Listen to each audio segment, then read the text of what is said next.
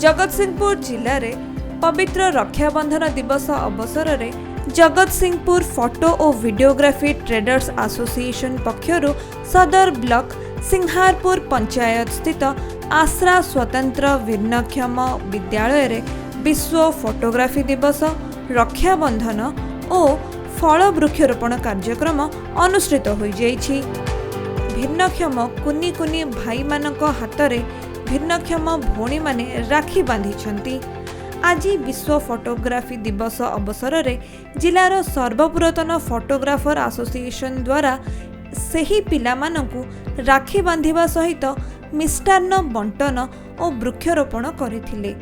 किछि समय पिला मानक गहन रे रही पिला मानकु उत्साहित करथिले। एही कार्यक्रम रे जेपीवीटी एसोसिएशन रो सदस्य शुभंकर जेना, लाला संग्राम केसरी राय, अतनु कुमार स्वाई, वासुदेव स्वाई, सुधाकर जेना, विश्वजीत महांती, वासुदेव बेहेरा, देवेंद्र नंदी प्रमुख जोग देथिबा बेले स्कूल रो शिक्षक शिक्षयित्री और कर्मचारी माने मध्य सहयोग करथिले।